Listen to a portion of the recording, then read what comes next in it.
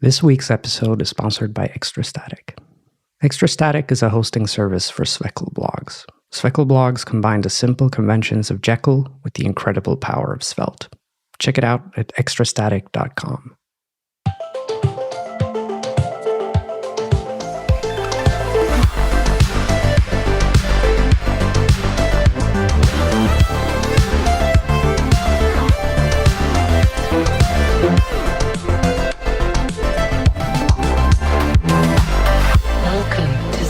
Radio.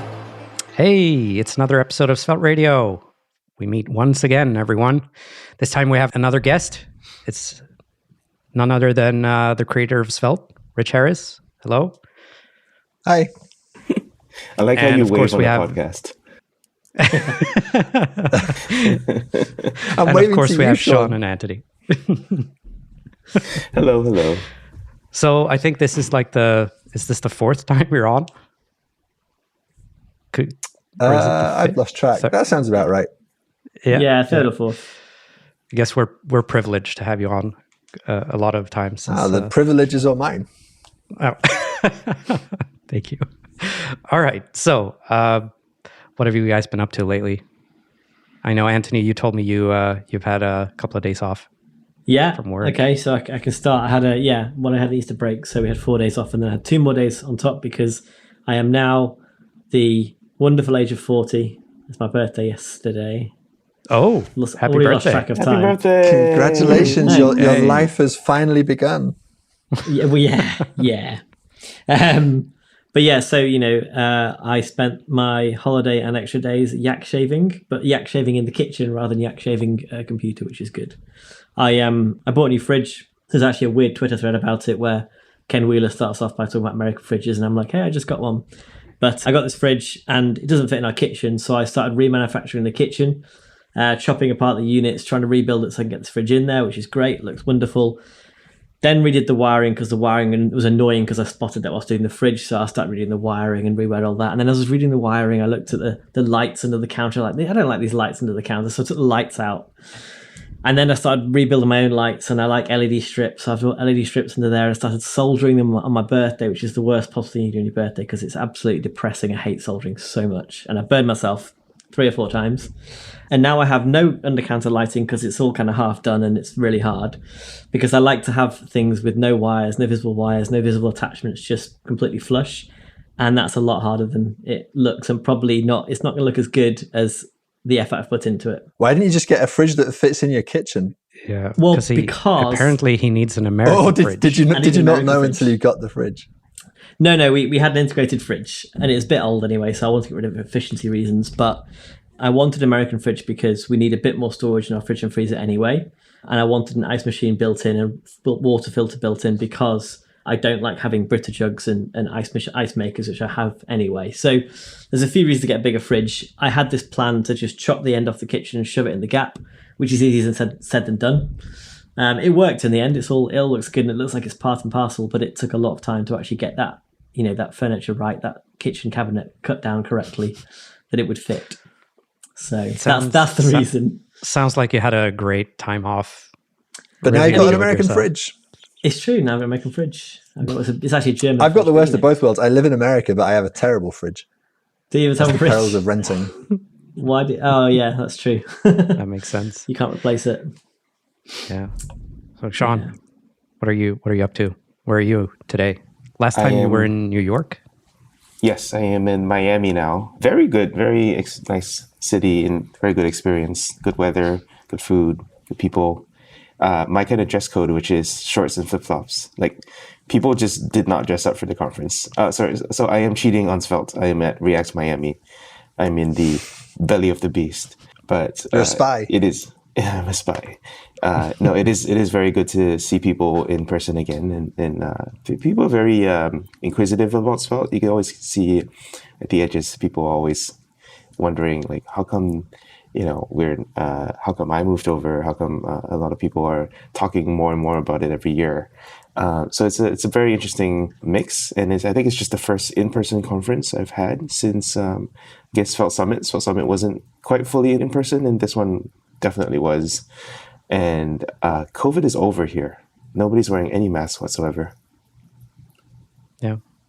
That's similar not even here. checking, Yeah. not even checking your vaccination status. Yeah. It's the same here. I think we're all done with it in a way. I don't know. if it's not, it might not be done with us. No, I know, but like psychologically, I guess. Yeah. All right, Rich. And then I think there's a lot of movement on the meta framework side. So SvelteKit was brought up a few times, but also with Remix and other. What's the other one? Blitz.js that was brought up. I would say that the thing about web standards. So I have a thing in the pics for how the SvelteKit docs actually reintroduced like a web standards section because people don't know where fetch comes from. I think that's something that Remix is also trying to do. It's trying to encourage people to understand the web platform APIs and sort of use them or monkey patch them in some interesting ways. And the other thing that I noticed, like, there's this sort of love again for web standards. Like, they're just better because they're built into some kind of platforms. So Netlify Edge functions launched, and they use Deno, and Deno, has a very obvious lean to web. So the web platform APIs as well. And apparently that was a reason for choosing them. I just think it's an interesting marketing angle. The web, request response may not be the easiest things to work with actually, but they seem to be trending. Would you look at that? That sounds good. So, Rich, what have you been up to since last time, whenever that was? COVID definitely isn't over here because I just had it for the second time. Second round. Oh, wow. And it was much worse than the first time. I had it over. I flew to the UK for Christmas and got stranded there because I then couldn't fly back. Like I flew to see my family and then had to sit in a room by myself. But I was actually fine. I was just like testing positive. But this time around, I felt dreadful. I think my experience is probably a bit like yours, Antony. You had it a short while ago and had a bit of a rough time. So I've been doing very little, honestly. I binge watched a lot of TV while I was convalescing. Watched the entirety of Severance, great show. Halfway through season 5 of Better Call Saul, which is now on Netflix. And apart from that, I've just been plugging away on SvelteKit. Cool. I think you just stole my pick. I was going to pick Severance. It's such a good show. We can discuss it at the end as a little teaser. Yeah. We'll kind of spoiler section at the end. I also watched it. I guess. All right. Cool. All right. Let's. So, what have I been up to? I guess I should do some kind of status update. I've been plugging away and working on the conferences. So the spring one as well as the fall one, which is, I'm realizing by the day it's getting more and more scary to organize one. I realize I've probably taken on a bit too much, but it's going to be fine. Probably, we'll see. So there's a lot of going around, like figuring out stuff that I need for the conference, stuff that happens on the back end that you don't realize when you actually go to a conference yourself. So that's been a lot of fun, but also scary. So yeah, that's me. All right, so Rich, you're here. Let's talk about your new job, or I guess it's not so new anymore. What's the deal? How's Vercel?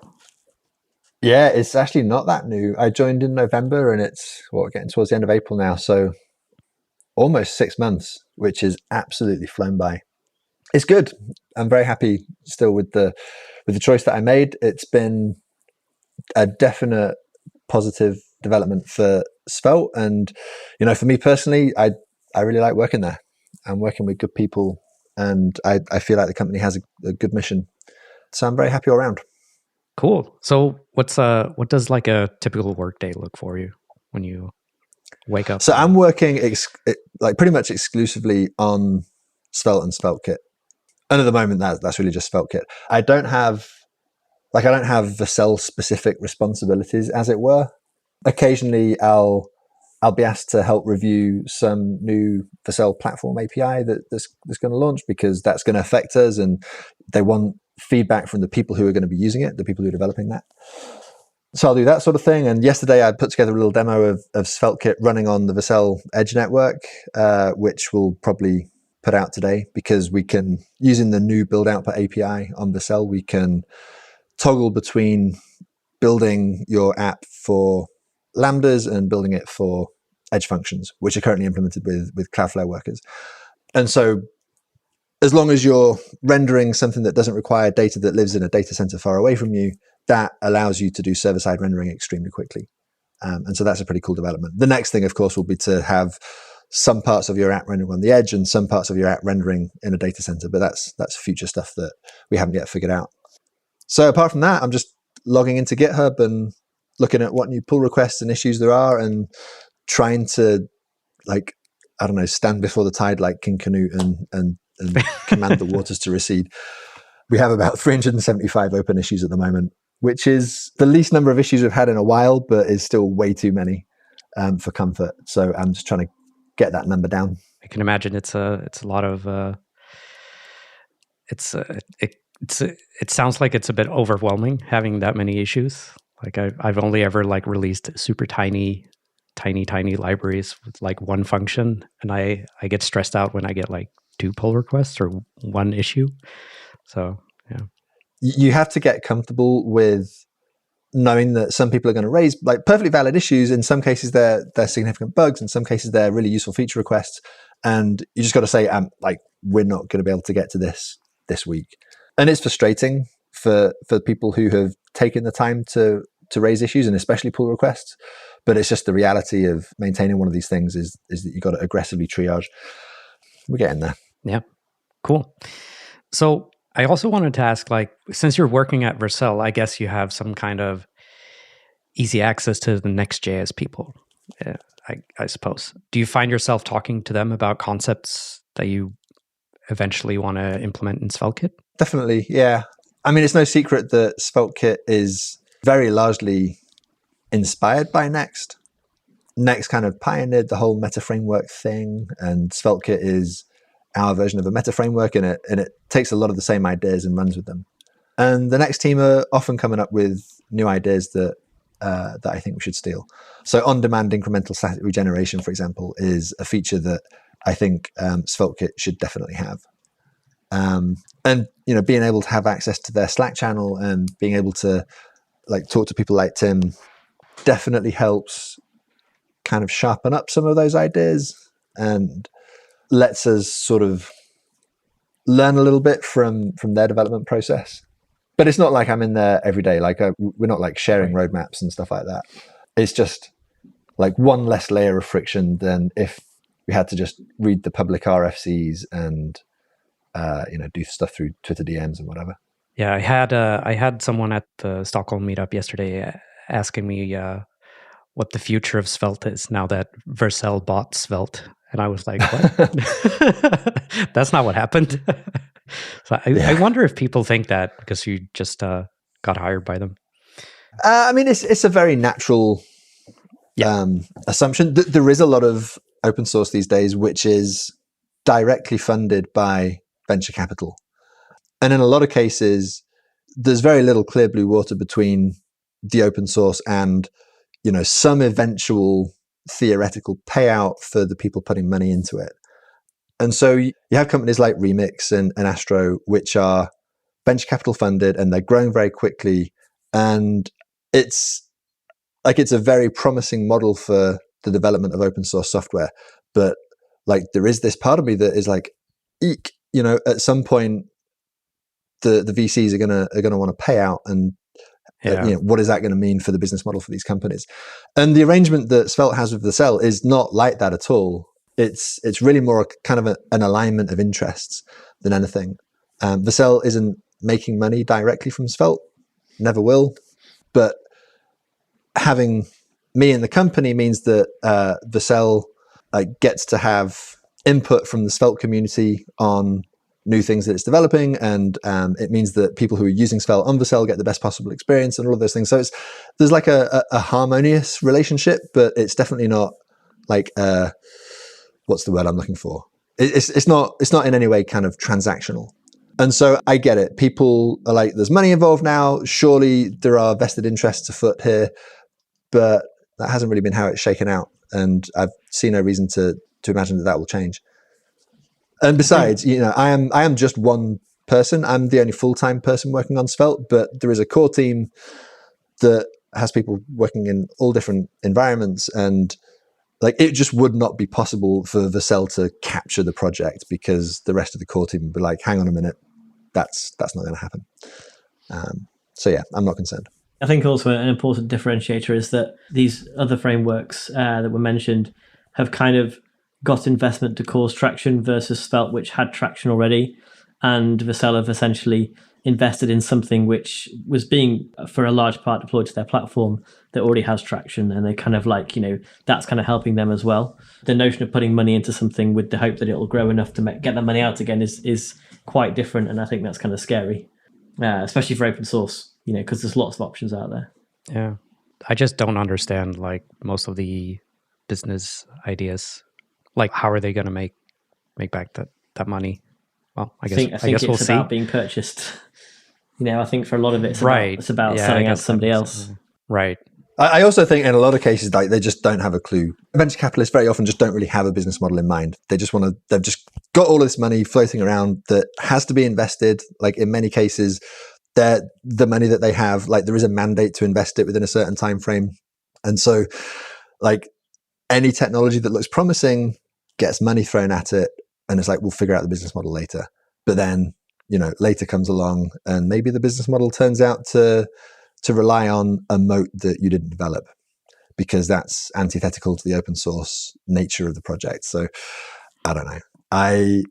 The whole thing makes me a little queasy. Yeah, I think that, obviously VCs get bad rep and good rep and stuff, not to diminish them entirely, but I think that one thing that we did when we started out looking for funding was we determined who might buy us in the future when we first started out and reverse engineered our product so that we are building something that we know someone wants versus building something and hoping for the best, or building something and getting to a point where we go, let's find a buyer or something like that. We're almost building a product with a view to who might acquire it, and how it would complement their product. And I think it's not just like one thing in one basket. It's multiple different companies, but I think it's important because it helps you build something that potentially, will have this audience, up and ready to go.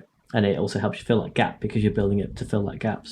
So I'll try to help make a case, maybe because I'm a bit more venture capital friendly or infused in those ways. Vercel has been very closely tied to Next.js in terms of in people's minds. And if they ever want to grow to the next tier in valuation, they have to be perceived as a broader general purpose web platform to build the SDK for the web, as they say.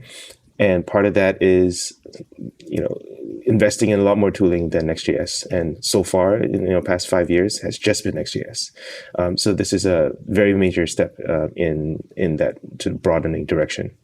I guess in a sense, you could probably see this as marketing, right?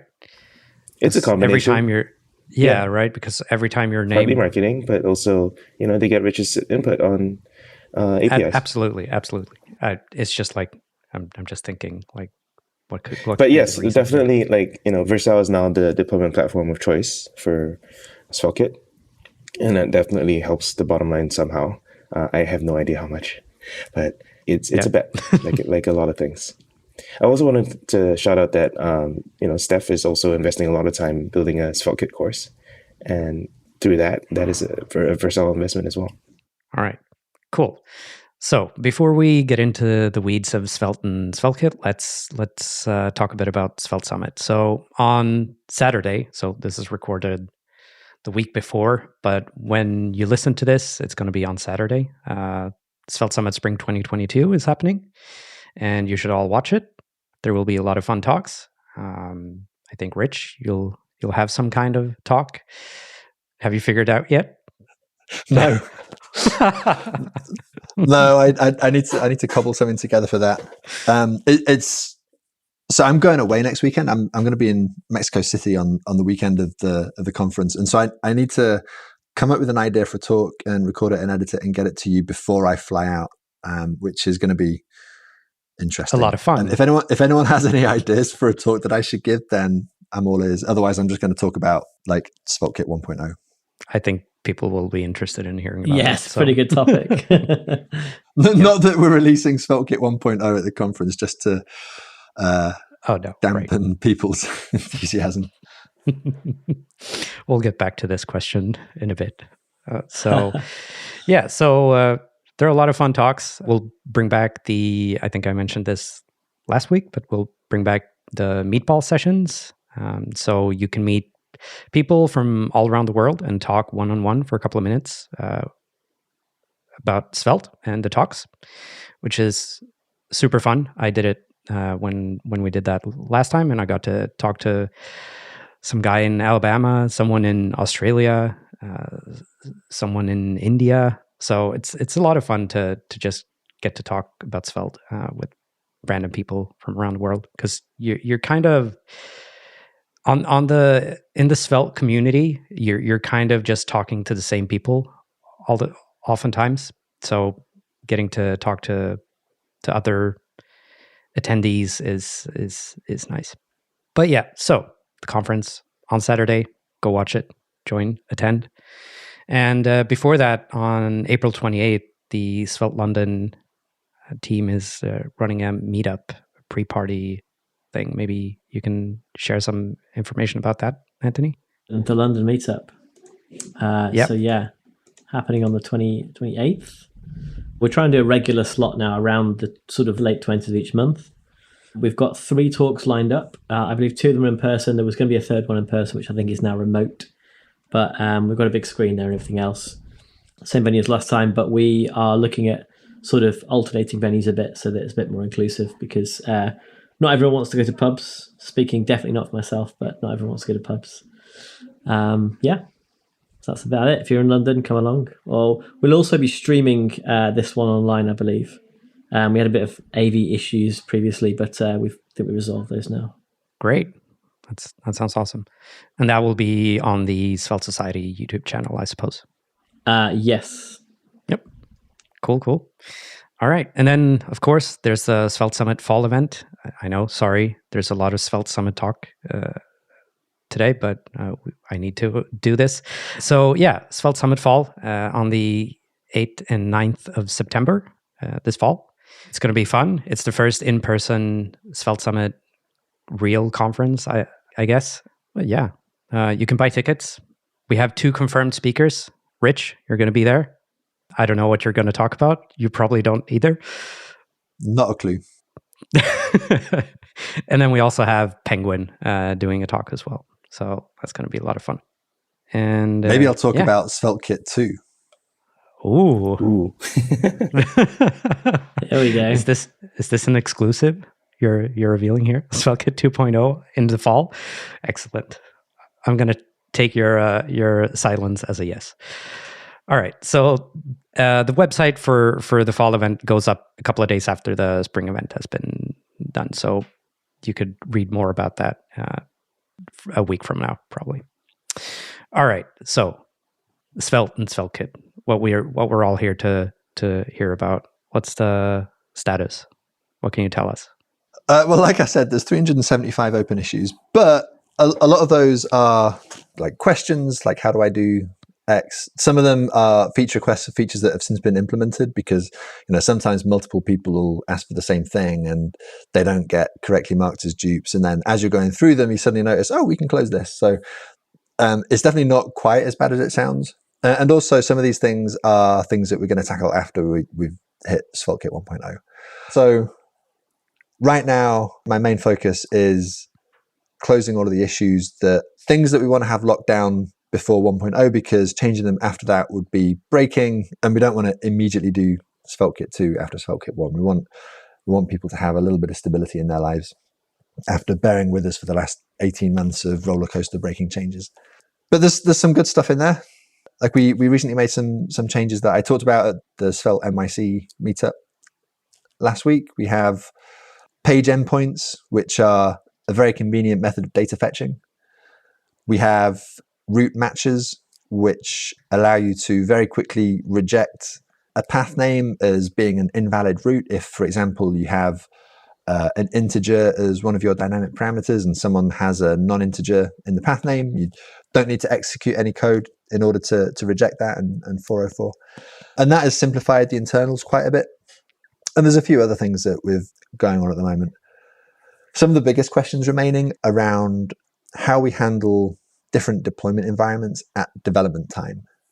Because if you're deploying to a non-node environment, then you probably shouldn't be able to use node features during development. And at the moment you can, because it's just using Vite, and Vite is a node framework.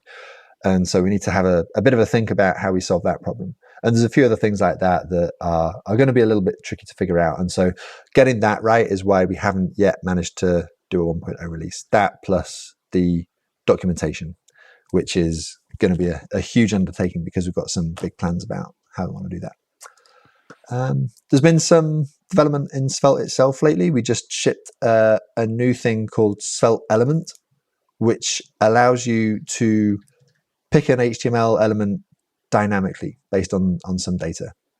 Previously, you would have like a bunch of if statements, and now you can have Svelte element, this equals, and then the name of the element. And that makes some tasks, like if you have some data that comes from a content management system or something like that, and you want to render that as HTML, makes all that sort of thing much easier.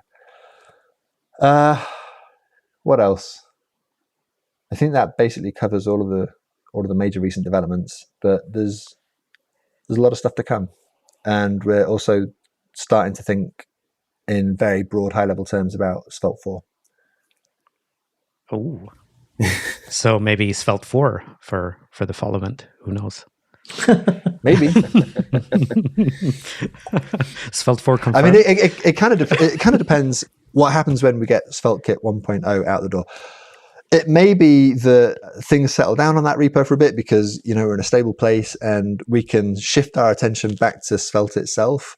But it might be that because we hit a 1.0 release, we get a ton of new users and they start finding new issues and new feature requests, and we just have to spend like the next few months working through that stuff. It really is an unknown at this point. Yep. And how do you polish the silver bullet? I mean, it's hard. Cool. So yeah, we've put the link to the full talk that Rich did on YouTube, because I think you demoed more features than that, but those are the sort of the key features. And also, if anyone has questions about roadmap, they're also answered in that talk. So we don't have to cover it. I like that you triaged the major issues into must-have before 1.0, and then what we're going to punt until after 1.0, because then it solves a lot of like, when is this going to happen? And I like that sort of high-level decision-making, because that really sets the right expectations. And the distinction isn't whether or not a feature is important. It really is more about whether we can add it after 1.0. So, for example, internationalization is one of the first issues in the repo, and it's this hugely important topic, and it's something that we never figured out with SvelteKit's predecessor. But there are so many moving parts to that getting it right before 1.0 would just delay it by probably months. Whereas we think that we can solve all of the internationalization problems that we want to solve in the framework as non-breaking changes. So that's, a 1.1 or a 1.2. But the fact that it's not 1.0 in no way lessens the importance of it in our minds. And there's a few different features like that. So as someone who's like not done that much, I know, Antony, you do quite a bit as well in internationalization. There's always userland libraries and also CMS solutions like Builder or whatever that offer internationalization. What can you do at the framework level that you cannot do in userland? Is this it's just a general discussion. I don't know the answer. I was looking for the answer there, Shawn. I'm disappointed. I think the answer is there's nothing that you can't do in userland. Ideally, the system is flexible enough that you can build in whatever solution works for you. The question is, like, why does it have to be part of is it going to be? The framework? Yeah. Well, so the framework has the opportunity to do a lot of things more easily because like things can be more tightly integrated. But it's also the case that if something is a common requirement to many apps, then it's beneficial to have like a blessed official way to do it. And this is like, that's maybe a philosophical statement that some camps would not agree with. Like I know the React world, for example, is very much in favor of like the universe of possible solutions, go out and pick one. Which is good. It encourages the development of lots of different solutions, but it also means that if you're familiar with one React code base and you're dropped in another React code base, like you're not going to feel at home. Whereas the intention is that if you're familiar with SvelteKit, then you can move between SvelteKit code bases and you'll immediately feel at home, and you will know how to solve these problems that we all face when we're building applications. And internationalization falls into that category, I think. Just like styling and server-side rendering and all of these other things. Like you don't want to have to solve those problems by yourself if we can agree as a community that this way of doing things meets all our requirements. Is this something that we might see incorporated into Svelte itself, like internationalization? Or would maybe that doesn't even make sense in any way? Or is it a SvelteKit level kind of thing? It's hard to say at this point. Ideally, like want as much as possible to be done in SvelteKit and not Svelte, because the more that you have to put in the core framework, the more complex that piece becomes. But it may be the case that we want to have some kind of statically analyzable identifier for referencing translated strings. And if you have that as part of the framework, then when you compile a component, you can get a list of all of the strings that are referenced, for example. And like maybe you can use that to populate the dictionary that is going to get sent to the browser so that you don't need to include all of your translations for all of your languages or anything like that. And, you can sort of do that without it being part of Svelte, but maybe you don't get some of the same guarantees that you would if it was actually part of the language that you use when you're writing Svelte components. But I'm not weighing in one way or another here. These are just the kinds of decisions that we're eventually going to have to take, and the kind of explorations that we're going to have to undertake before we can figure out the best way of doing it. Yeah, cool. So you mentioned dev environment. What did you say again? Dev environment deployment. What was the thing? Right. So the SvelteKit's whole deal is that it's sort of write once, run anywhere. Right. So your application can be turned into a node server. If it doesn't have anything dynamic, then it can be outputted as purely static HTML. You can deploy it to Vercel. You can deploy it to Netlify. You can deploy it to Cloudflare Pages or AWS or Dino or whatever else. Right. And each of these environments has subtle differences in how they work, how the runtime behaves. And what we want to do is abstract over that to the greatest degree possible, while also giving you the ability to take advantage of platform features where necessary. So, for example, in the Cloudflare case, we give you access to your KV bindings. But there's a couple of limitations. Number one, you can't access that platform object during development. You don't get access to your KV bindings in development, which is like a bit limiting, frankly. Yeah.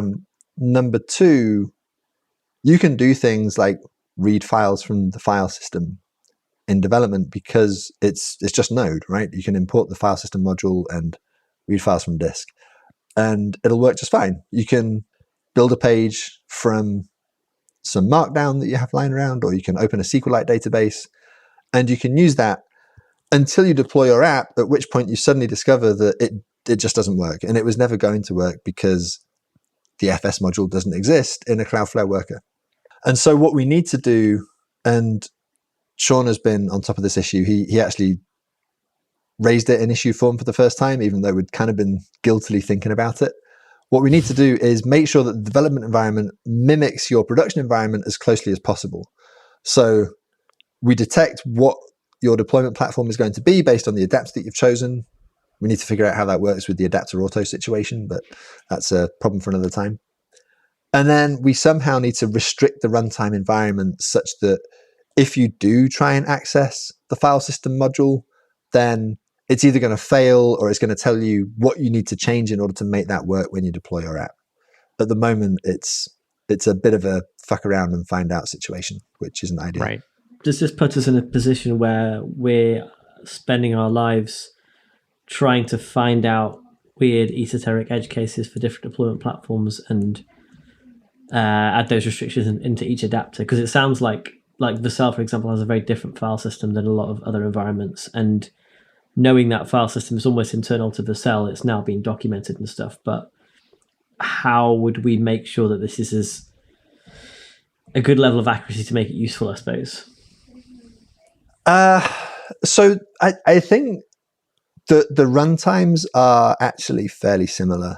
In most cases, like there has been this convergence that Shawn alluded to earlier. A lot of these platforms are like they've embraced web standards, and so if you're using Dino or Cloudflare Workers or Vercel Edge Functions or whatever it is, like you get a W3C standard request object, and your job is to return a W3 standard response object, and that happens to be exactly what SvelteKit does. So in those cases, the fact that the fetch API is globally available and the response and the request APIs are globally available, like there's kind of nothing we need to do there except polyfill them in development because you're in Node. It's more about restricting the things that you're not supposed to be able to do.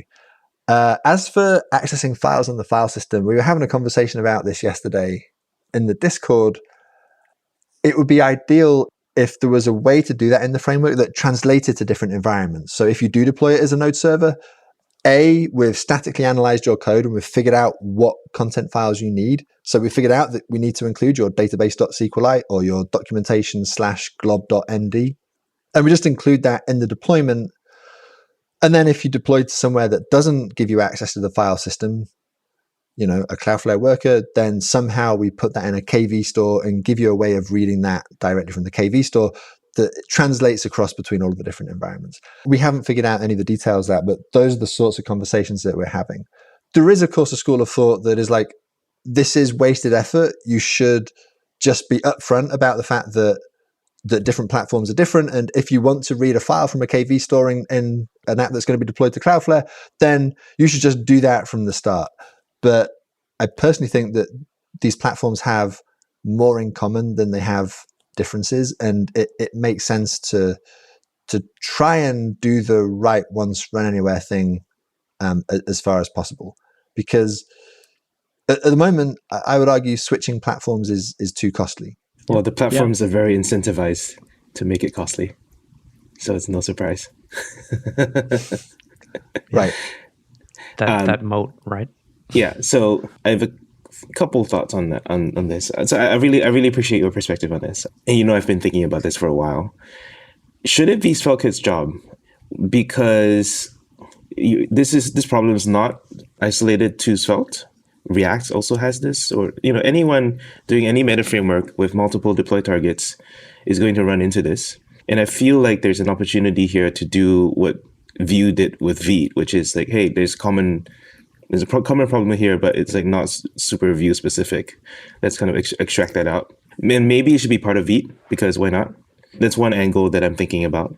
The second angle is that every single platform has some kind of sandbox local emulation thingy. So Vercel has VC, Netlify has the Netlify CLI, and Netlify Dev. And are you duplicating efforts that maybe should be done by each platform?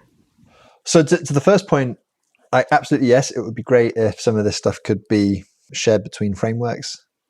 But I think the first step is to figure out what the requirements are. And so a framework like SvelteKit kind of has to take the plunge and say, okay, these are the features that we want to have in our framework. And then if the broader web community says, actually, yes, we would like to have that in these other frameworks too, then at that point, it becomes a shared solution. A good example of this would be the Vite SSR load module was originally based on an implementation that SvelteKit built on top of Snowpack. And Snowpack and Vite both eventually kind of took that and merged it into their code bases so that we then didn't need to have it.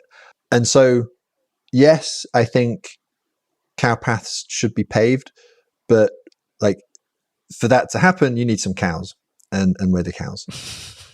To the second point, so VC Dev, Wrangler, or Miniflare, or whatever that thing is, Netlify Dev, like all of these things exist, and they provide that sandbox for you.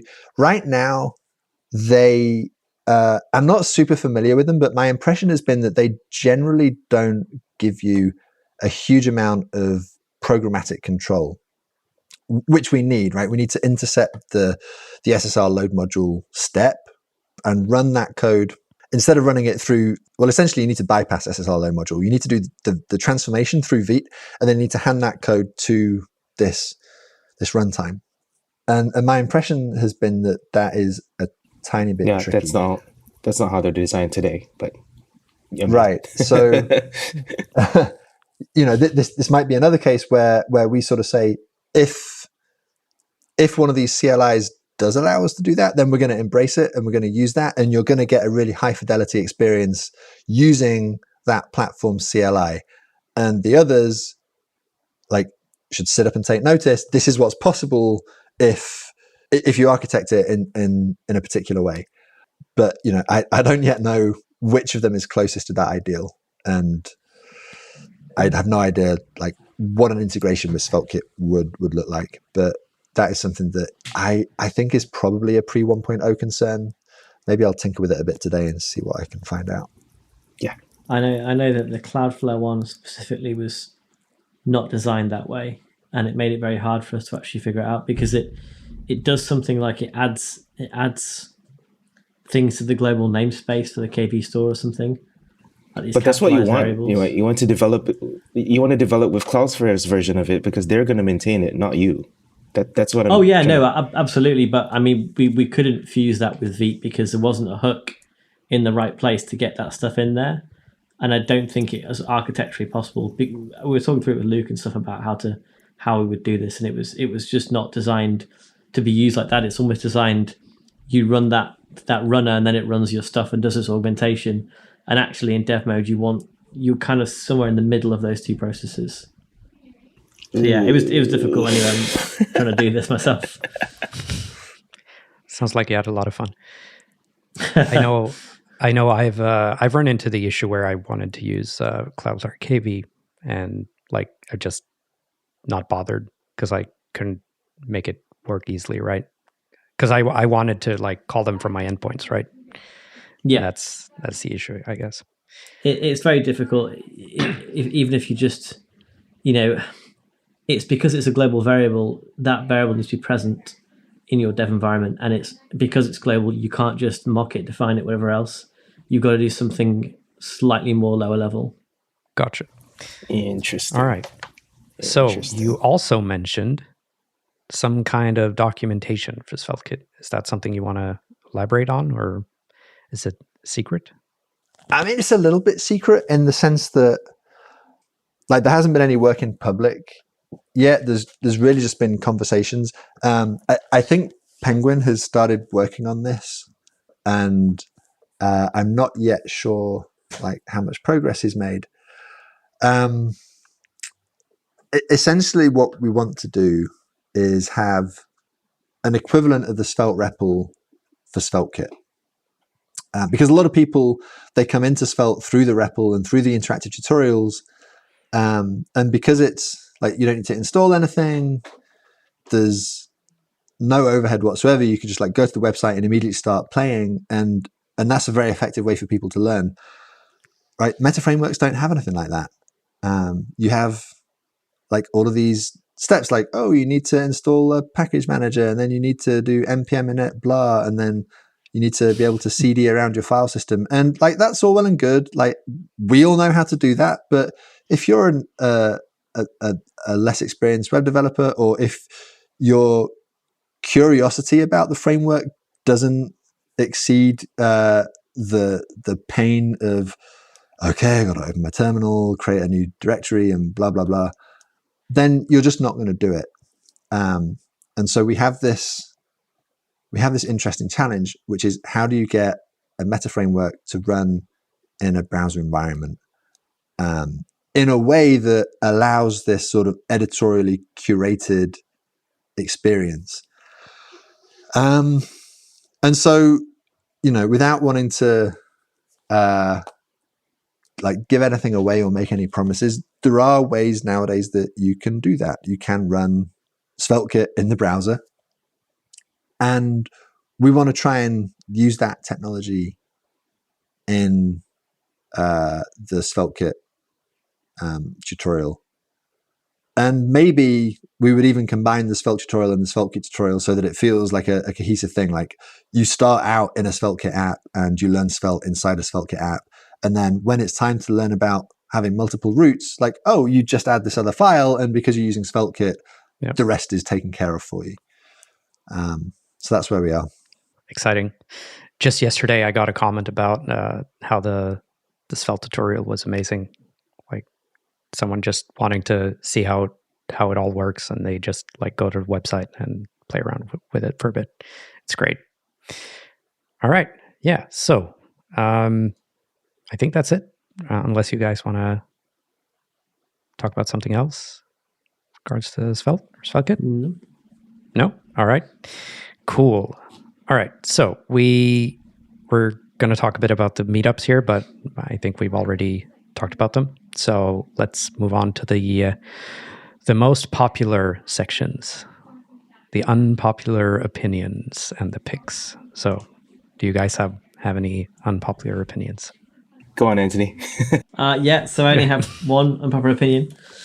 And the reason it's unpopular and it's unpopular at different levels. So essentially, the opinion is that nested code blocks make code hard to read. So essentially, if you've got the diamond pattern in your code, you have an if statement which contains another if statement, which contains maybe another if statement, and you're going down the chain here, if this, if that, if that.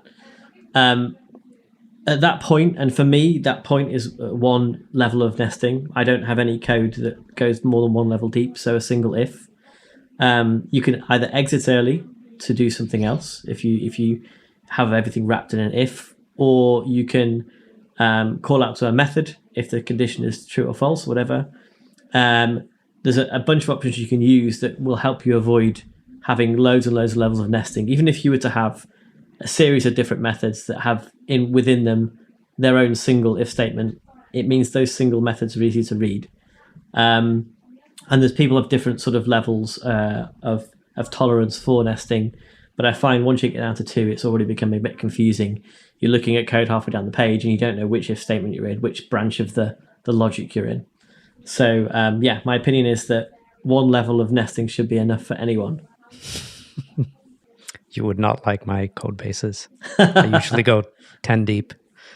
No, yeah, I mean, I do realize that I'm almost an outlier in this, but it's definitely served me well being so. I love a bit of nesting. I think code should flow like a river. I know. Well, what the Svelte code base was one of the places I saw this nesting. I was like, diamond pattern. I was like, right, so I'm in an element, and it's got this attribute, and it's got this, and oh my god, I'm lost. All right, that's an unpopular opinion. I think Shawn, you just added one here.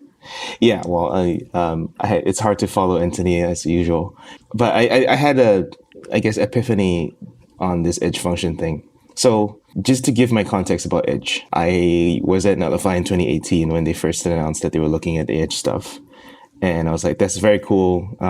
Your functions are closer to your user, so they're going to respond quicker. But then I found out all the limitations that edge functions have, which is that you have to render or respond within double-digit milliseconds. And there's memory limitations as well, file system limitations, bundle size limitations. So I got significantly less excited about them after getting very, very, way too excited. I was like, oh, this is the feature.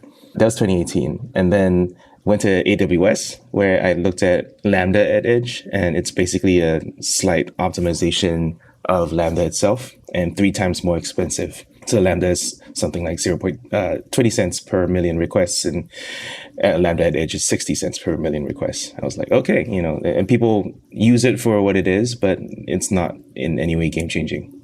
when Netlify launched their edge functions this week, they actually released pricing as well. And this is the first time I've seen it the other way, where edge functions are clearly at least one order of magnitude cheaper than normal regular serverless functions. And for those people who aren't well caught up on this, regular service functions are essentially located in one region. So it's basically like having a server that you rent for a very short amount of time. So in other words, if you're in Asia and your serverless function happens to be in the US, you're calling all across the world just for that one serverless function. Edge functions would not do that. They would call to a data center near you and actually run that serverless function there. So that's kind of the major difference. And the pricing was something like 15 to 20 times cheaper. The edge would be cheaper than the regular functions. And I think that actually changes things materially. So now we're not, like, it used to be economical for people to render static content and then try to do the dynamic stuff inside of serverless functions as sparingly as possible. But I do think that this does change the game because of the cheapness, because of the inversion in costs. And that inversion in costs usually tends to drive software. So you see patterns of this when costs change. Every time storage gets cheaper, compute gets cheaper, like that actually changes all the layers above them. I think that might actually start to drive some decisions that we make in front-end architecture and front-end frameworks. The one caveat I'll make before I finish this rant is that you don't only need compute, you also need storage. And so therefore Cloudflare is the only one in the game right now with co-located compute and storage.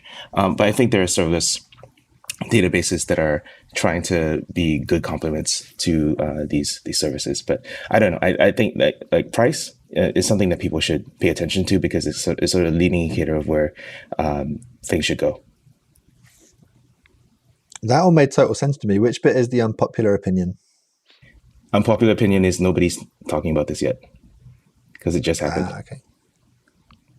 Like I think people have been overpromised on Edge for so long that they're kind of immune to it, just like I was in 2018.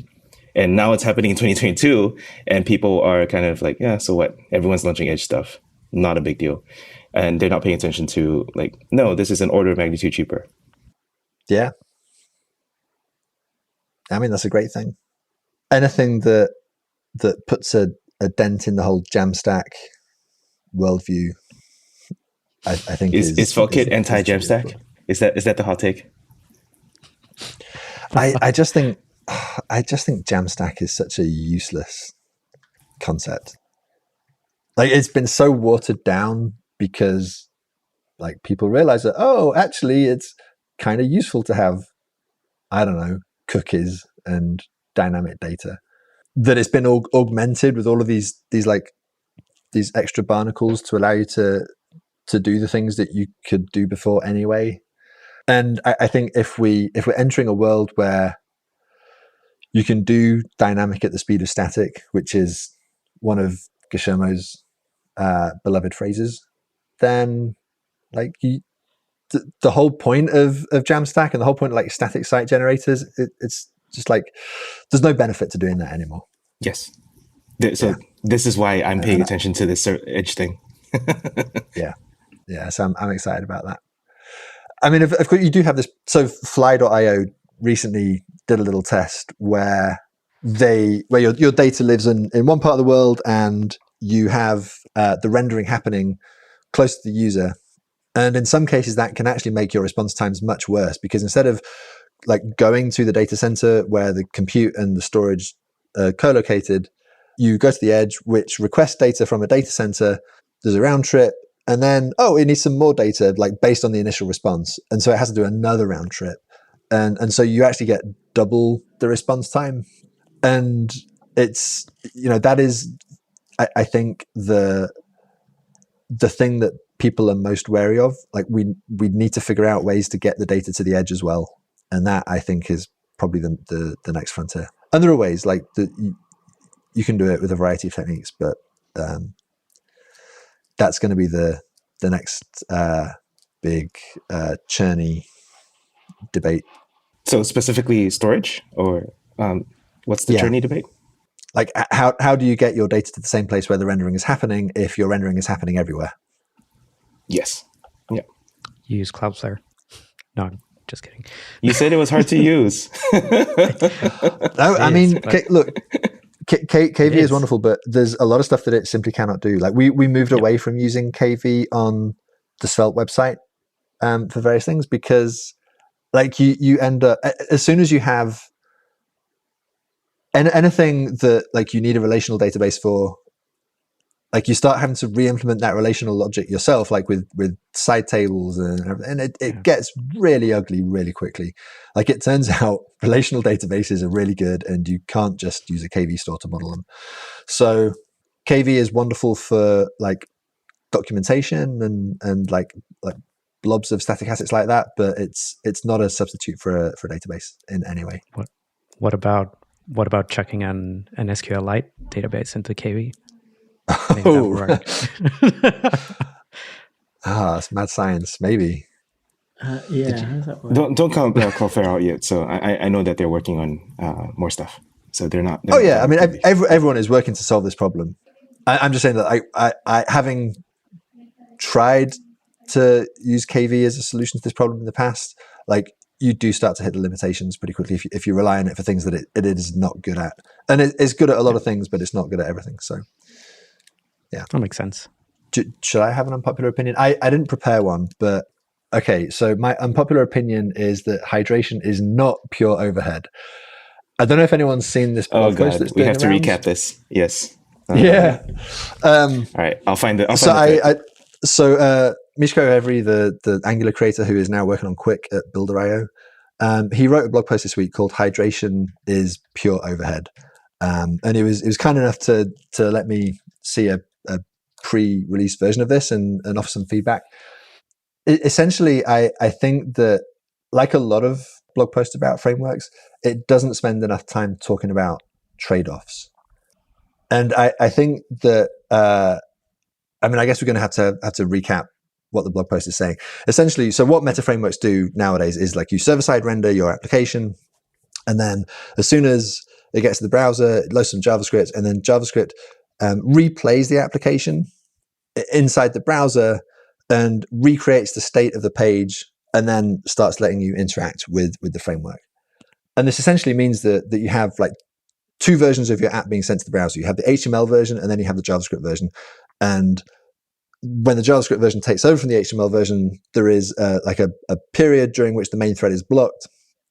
And at the end of it, your application is interactive. Before that, it kind of looks interactive, but it's not. And that process can be costly, especially if you're using a slow framework, or especially if you have like a very, very complex page, generally to the point of being somewhat contrived, but that's a separate issue. Quick attempts to skip that whole step. Instead, it only loads the code or only executes the code for the interactivity once the interaction has actually happened. And so in theory, you only need 1 kilobyte of JavaScript to load an application of arbitrary complexity. But if every interaction is dependent on you loading some code over the network and then executing it, then the interactions themselves become laggy. So you might instead prefetch all the code, but then you're loading just as much data or just as much JavaScript as you were before, but you're loading like smaller chunks of JavaScript instead of like one big optimized coarse-grained bundle. And so the only part that you're saving on is the blocking of the hydration and the memory allocation of the event handlers. But blocking hydration is an implementation detail of some frameworks, and other frameworks have non-blocking hydration, some have partial hydration. So like that is a problem that is going to get solved at some point across the board. And then finally, there's all of these things that you simply can't do if you're responding to event handlers lazily. Like you can't do event.prevent default or event.stop propagation, or certain APIs can only work inside of a gesture handler unless you treat those differently when you're authoring the application to say, actually, these do need to be fetched and set up aggressively.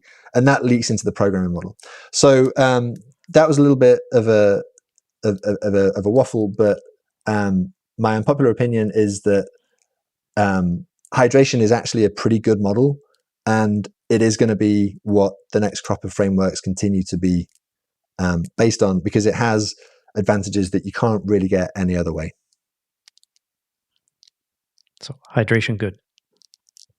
Hydration good, yes. Yeah, I suspect we're going to see a lot of people who are very focused on these sorts of problems start to treat hydration as something of a dirty word, and I don't think it is a dirty word. I think it's actually a very successful strategy. And Sebastian Martwage, the React genius who joined Vercel recently, had a good Twitter thread about this yesterday, where he also defended hydration, React's approach to hydration specifically, which does it hydrates like from the top down. It does top down hydration, but of a subset of your application. React has a pretty sophisticated hydration model that maybe we'll steal at some point. But yeah, this is something that front end framework nerds are going to be talking about, I think, for the foreseeable future. The next big battle. Nah, it'll last for a week. It's too technical. People need to be more need to crash over Tailwind being not CSS again or something. So I think there are interesting variations, partial hydration and selective hydration. I don't know if you have any opinions on those, but there are ways to also cut down the weight of that. But yeah. I think it's fascinating how I guess React has been thinking about this for a long time, and there's still that fundamental trade-off of, are you making an app or a site? And I know, Rich, you're not too much of a fan of the distinction, but time on site does matter, and maybe if you're just having an article, then maybe don't hydrate it, right? Like, and that's kind of the blunt force trauma approach that we do in SvelteKit, where it's just a Boolean toggle of like hydrate, don't hydrate. But maybe there's sort of more nuanced approaches that Elder.js, for example, might have approaches where you hydrate partial parts of the site only, but the whole site is written in JavaScript. It's just that only parts of it selectively you can hydrate. I'm interested in that. I guess we'll see what happens next week. All right. So I don't have an unpopular opinion. Well, I have many, but I don't want to talk about them. So let's go to picks. So my pick this week has already been mentioned. Severance. It's a TV show. It's so good. It's one of the best shows I've seen in many years, probably. And me and the girlfriend just finished the last episode a couple of days ago. So we're a bit sad. We want season 2 now, not in like a year. I don't know. Have you guys seen this? Yeah. So can we I think we can go ahead and make this a spoiler section. There's been enough time that people can. Has Antony seen it? I've only seen one episode. Okay. I don't think we can spoil it. All right.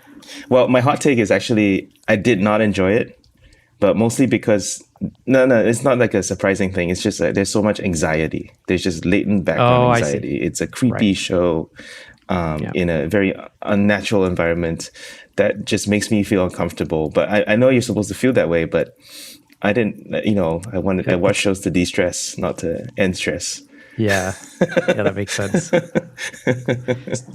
But my takeaway is that I would love to have this to work on open source. If I could sever myself and have my innie just working on SvelteKit all day, then it's not so much that I then I as the outie get to not care about it. It's more that at the end of the day, I get in the elevator and I immediately come back out of the elevator and I've still got like all of the mental context in order to carry on. But I'm refreshed. Right. I've had like a good night's sleep, because like part of the issue of working on complex projects is like you're constantly losing mental context because you have to have a break for meals and sleep and like maybe even a social life. I don't know.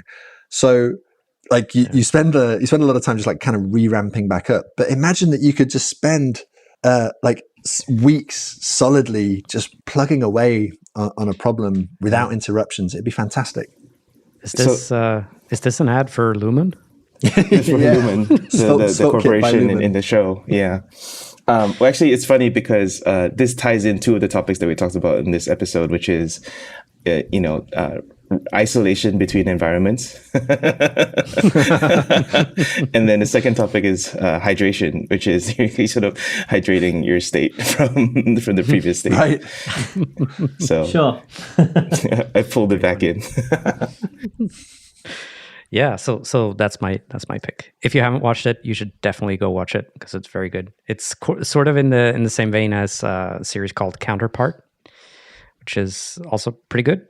And I haven't seen Counterpart, but I compared it for a friend, who was like, "What is this thing about?" I compared it to Get Out, which is also, I guess, some kind of out of body experience, quite literally. Yep. Well, Counterpart is also a good show. Anyway, that's my pick. I'm not going to take up more time. So, who's next? So my pick is one of those ones that's kind of niche. It's sort of specific to the UK right now, but it might grow into a bigger, more international company. So if you've ever bought a house, you'll know that you have to do conveyancing in the UK at least. You have to get somebody to go and check it's not going to fall down, that the bank is willing to pay the money on the mortgage, etc. And it's usually, I wouldn't say it's a scam per se, but you don't get a lot out of it. They offer you 3 levels. You can have the highest level where they do a really detailed check, or the lowest level, which is not that much cheaper, where they basically do nothing. They wander in and go, "Yep, looks good," and then that's that. I was looking online for options because you always get referred to somebody by the estate agent. They're usually very expensive because they're on commission. They're getting sort of backhanded from that. This site called House Check. It's one of those ones where you submit a quote and they kind of get back to you. And I assumed it was one of those ones where they have a bunch of freelancers around the UK. But it seems like the conveyancers they have are actually employees of this company called House Check, which is interesting. And I've bought a few houses, and the conveyancing people, generally, you hear nothing from them. You pay some money and then you get a report back, and it's very basic and has a traffic light system. With this one, I was surprised because it's a lot cheaper than anything else I'd used. And the conveyancer actually called me, really nice guy, introduced himself. And he's like, "Look, is there anything you want me to look at in this house? Is there anything specific? Do you want me to prod anything? Do you want me to all the kind of stuff that I would expect from a level 3 survey, the most expensive survey? I ordered the basic survey because really you don't need the more expensive one." And he was very, very detailed. He really wanted to understand why I wanted the house, what I was looking for, had he got any plans, did I know much about it? And he told me that the checks he'd already done before he even visited the house. I thought it was really good. I thought it was a really, really nice site. So I figured, well, you know what? Of the last couple of weeks, that was something that stuck out to me as a genuinely good service, web service, and well done to them. So wanted to mention it, really. Cool. My pick is the Oculus Quest 2, which is actually I think it's called the Meta Quest 2 now, because it's made by Meta, which it immediately gets a lot of people turning their nose up. But this thing is $300 plus more for the charging dock or whatever, and it's shockingly good. Considering that it's a fairly cheap device in the grand scheme of things, the hardware inside this thing is just miraculous. There's no latency compared to other VR helmets that I've tried before, and it knows where you are in your room so that you don't walk into walls and knock the TV over and stuff.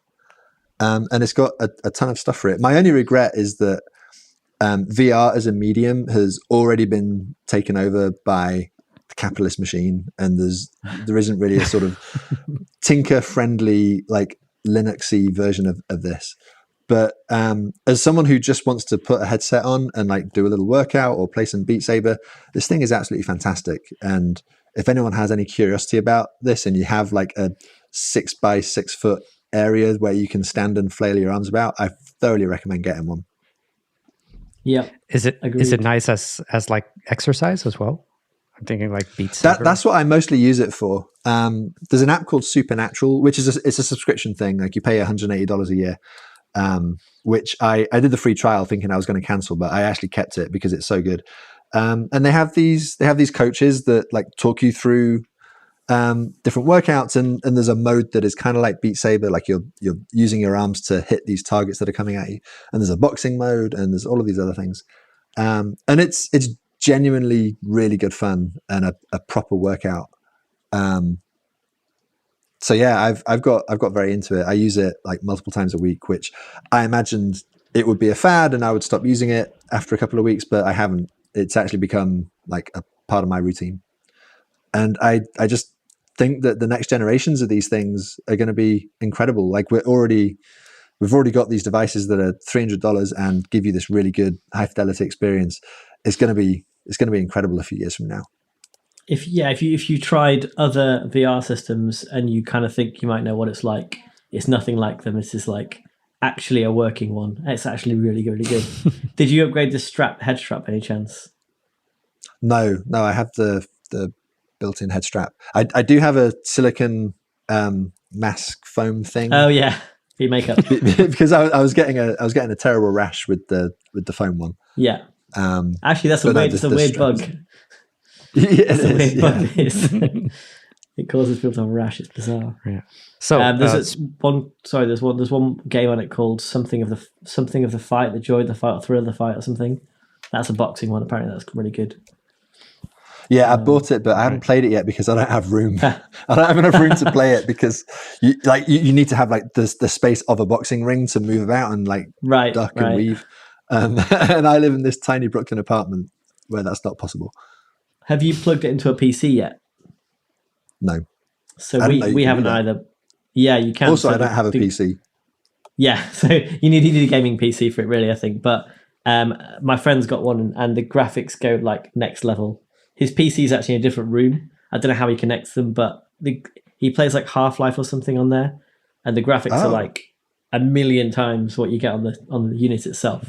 And the unit itself's really good, but it's crazy, crazy. God, yeah, I need to get myself one of these.